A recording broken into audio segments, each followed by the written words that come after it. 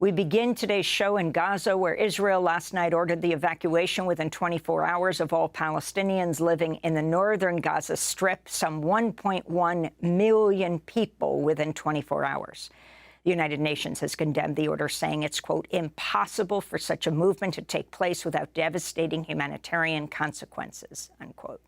Much of Gaza is already in the dark as Israel's cut off energy, food and water supplies. The 7-day Israeli bombardment has killed at least 1,500 Palestinians. Israel declared war after Saturday's surprise brutal attack by Hamas militants on Israel, where the death toll has reached 1,300. Israel's now amassing tanks on the border of Gaza ahead of what appears to be an imminent ground invasion. Some 400,000 Palestinians had already been displaced prior to Israel's evacuation order last night. Some groups have announced plans to defy Israel's order. The Palestinian Red Crescent Society said, quote, despite the occupation's threats to shell, the decision has been made. We did and will not leave. Our medics will carry on their humanitarian duties. We won't leave people face death alone, unquote. Many in Gaza fear Israel's evacuation order is the start of a second Nakba. 75 years ago, in 1948, some 700,000 Palestinians fled from or were violently expelled from their homes upon Israel's founding in 1948. Much of Gaza's population are refugees from families displaced 75 years ago. We begin today's show with Mohammed Shahada, a writer and analyst from Gaza, chief communications at Euro-Mediterranean Human Rights Monitor, columnist at the Forward newspaper, Jewish Weekly in New York. He's joining us from Copenhagen.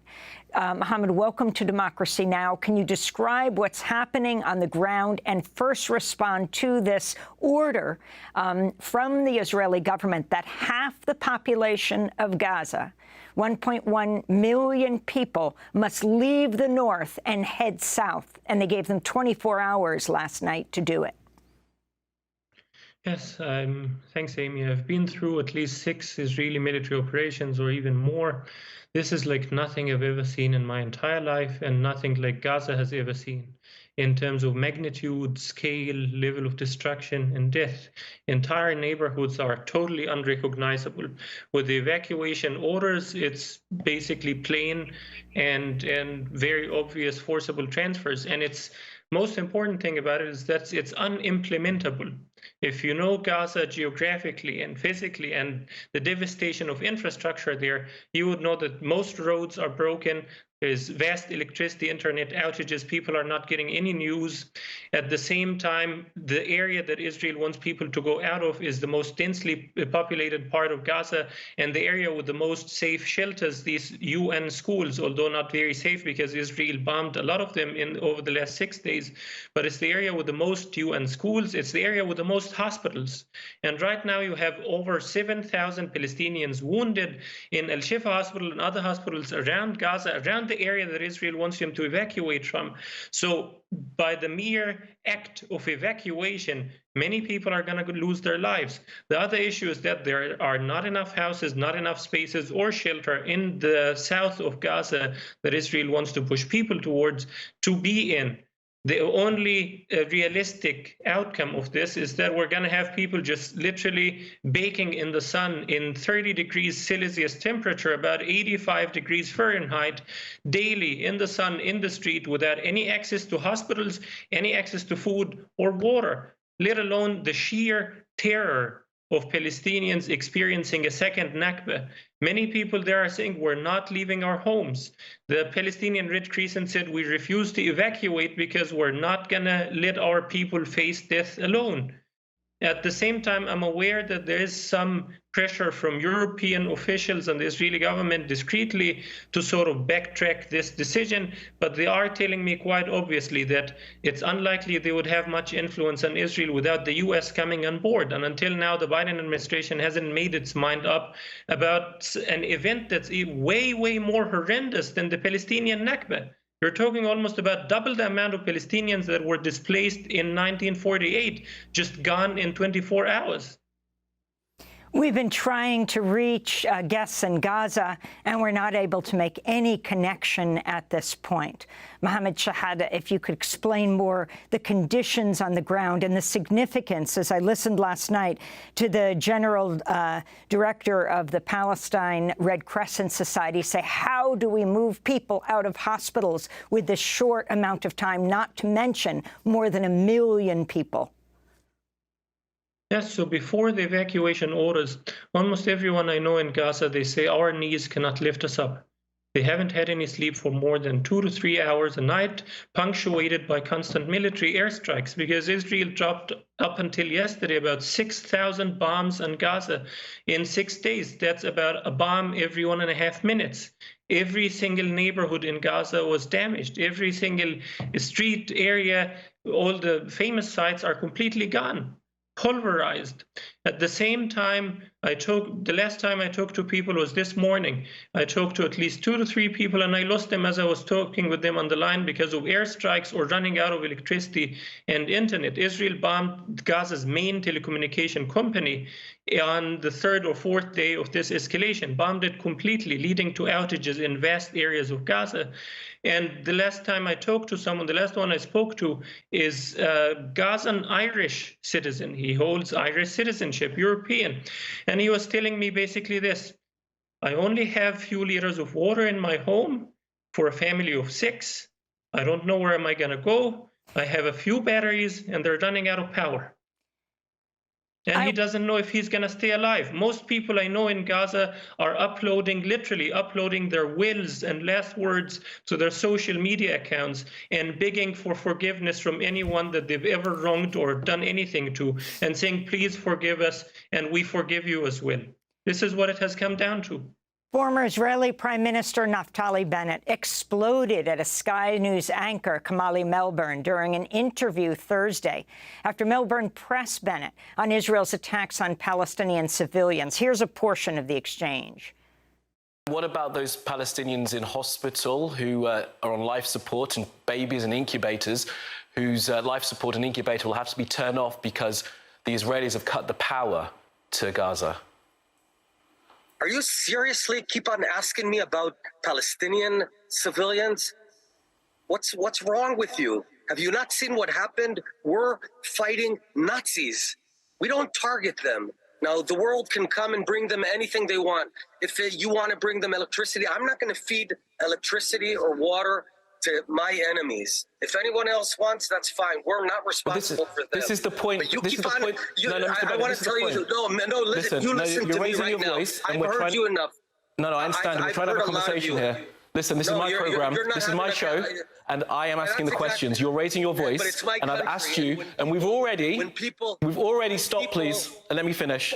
We've already distinguished between Hamas. I want to tell you, shame on you. You're trying to speak over me. We are not. Shame on you. It's nothing about shame. We're trying to have a conversation about a very serious situation here, and you are refusing to address it. That's Sky News anchor Melbourne challenging the former Israeli Prime Minister Naftali Bennett, who said to him, "You're daring to ask me about Palestinian civilians?" Mohammed Shahada, your response. Well, I'm afraid that this is now becoming a mainstream sentiment in Israel, and not just in Israel, amongst official European and American leaders. And in the media as well. If you've been looking at what Israeli politicians are saying, about 2 days ago, an Israeli lawmaker, senior one in the ruling coalition, Limor Son-Harmelech, she wrote on Twitter saying, quote, "There are no innocents in Gaza, flatten Gaza," quite literally, very openly. Now we have the architect, the godfather of the Israeli judicial coup or judicial overhaul, Simcha Rotman. He's now saying that the main goal of this operation is that a Jewish kid can walk freely in Gaza alone if there would be a Gaza at all. So this sentiment is shared widely. But what I find most striking are 2 things. Number one, European diplomats in the occupied territories are telling me that their leaders, their bosses, their foreign ministries for the last at least 5 to 6 days were not bringing Gaza up to their Israeli counterparts at all. That's the same with the US government. They're not bringing what's Israel's conduct in Gaza at all, aside from the issue of the humanitarian corridor. This might change now with the forcible transfer of 1.1 million people, but at the same time, this level of complicitness I've never seen before. And it's the same with mainstream media. I've seen circulation of allegations that were completely debunked of extreme, horrendous atrocities like mass rapes and decapitation of babies being taken at face value by virtually all the mainstream media, circulating immediately and without the slightest work of journalistic integrity or investigation, although it was later debunked. And at the same time, when we have Human Rights Watch coming out yesterday and saying we have solid evidence of Israel using phosphorus munition on Gaza's civilian population, that's a chemical incendiary weapon that burns on immediate and ignites on immediate impact with oxygen, and it burns flesh and bone, and it cannot be turned off, and the toxic fumes of it can be lethal and can cause permanent respiratory damage. Human Rights Watch who says Israel is using it, this is a war crime, and virtually not a single mainstream media is picking up and reporting on this. So it's unimaginable the level of complicitness that I see in this round of escalation. Nobody is calling for de-escalation or ceasefire, not even a humanitarian ceasefire, although they did that in the last major war on Gaza 2014. That was the United Nations and the US. They had a humanitarian ceasefire for 72 hours. But this time there's not even any talk about it, not even a thought for it. And that I find most frightening. I get a lot of questions from my colleagues, family, and people I love in Gaza asking, are we gonna stay alive? One of my friends, she says, I just gave birth about a month ago. My baby is clinging to me. I'm afraid if he's going to die from a heart attack from the airstrikes and fear and terror. At the same time that she's afraid that her husband might get killed or taken away from her if there is a ground invasion. At the same time that she's afraid that she's going to end up permanently a refugee in the Sinai desert. These things are unimaginable horrors that are inflicted on Gaza right now with no one intervening to stop it. This is pure madness. On CNN last night, his former military Israeli analyst said our goal isn't turning Gaza City into a parking lot. Our goal is to turn Gaza into a Hamas-less region. Mohammed Shahada, if you can respond in this last answer. Yeah, exactly. As I said, Israeli leaders, politicians, and members of the ruling coalition are openly admitting that the goal is flattening Gaza. Simcha Rotman, that's, as I said, he's the architect, the chief architect of the Israeli judicial overhaul. He's one of the top lawmakers in the Israeli ruling coalition. And he's saying openly, the goal is that a Jewish Israeli kid can walk in and out freely if there would be a Gaza at all. He's admitting it very openly. And I've seen the sentiment not just from Israeli politicians, but from Israeli media as well, from Israeli pundits, analysts, and commentators. Voices of reason in Israel are now becoming a shunned minority. Many of them are afraid to speak up because now the atmosphere is so hostile, so polarized and toxic and dehumanizing for people in Gaza that whenever Gaza is brought up, the only thing that's brought up with it is Nazis. Can you imagine if any person in Gaza would refer to Israel as such, how many condemnations would be poured on their heads immediately? Mohammed Shahada, I want to thank you so much for being with us, usually based in Palestine, in Gaza, writer and analyst, chief communications at Euro-Mediterranean Human Rights Monitor, columnist for the Forward newspaper, Jewish Weekly here in New York.